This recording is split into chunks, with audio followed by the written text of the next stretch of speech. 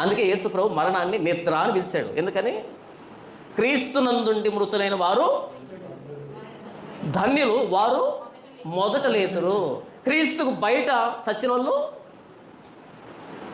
క్రీస్తునందుండి మృతులైన వారు ధన్యులు, వారు మొదట లేస్తారు. క్రీస్తుకు బయట ఉండి చచ్చిపోయిన వాళ్ళు,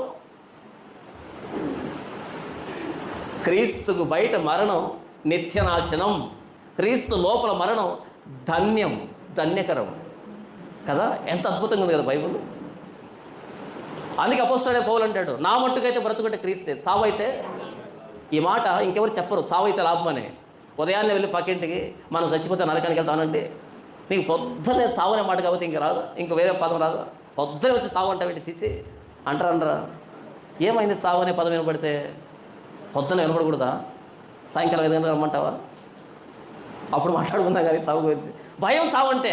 కానీ అపోస్తలుడైన పౌలు అంటాడు, చావు అయితే లాభం. ఎందుకు లాభం అంటే, పునరుద్ధానుడైన యేసు ప్రభువుని అంగీకరిస్తే మరణం అంటే భయపడాల్సిన అక్కరేంటి?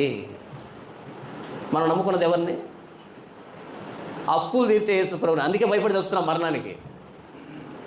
మనం నమ్ముకున్నది ఎవరిని?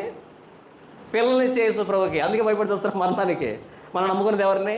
కడుపులో గడ్డలు తీసే యేసు ప్రభువుని. నమ్మాల్సింది పునరుద్ధానుడైన యేసు ప్రభువుని.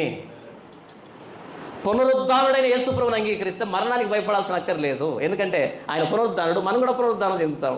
ఏంటి వచ్చిన సమస్య? ఉంటే ఎక్కడ ఉంటాం, పోతే అక్కడ ఉంటాం. అడ్రస్ చేంజ్ అవుతుంది. మనిషి అలాగే ఉంటాం. ఎక్కడున్న వాడికి అడ్రస్ ఉంటుంది, అక్కడ ఉంటే అటు అడ్రస్ ఉంటుంది. ఎక్కడుంటే ఈ ప్రపంచాన్ని చూస్తాం, అక్కడికి పోతే ఆ ప్రపంచాన్ని చూస్తాం. యేసు ప్రభువుని ఎలా నమ్మాలో అలా నమ్మితే అక్కడి నుంచి ధైర్యం పుట్టుకొస్తుంది. పునరుద్ధానం అంటే ధైర్యం. అందుకే అపోస్తలుడైన పౌలు అంటాడు, నా పరుగు కడముట్టించుతుంది, నా విశ్వాసాన్ని కాపాడుకుంటుంది. ఇక మీద నా కొరకు నీతి కిరీటం ఉంచబడింది. అది నాకు మాత్రమే కాకుండా తన ప్రత్యక్షతను అపేక్షించే వారందరికీ అనుగ్రహించబడుతుంది.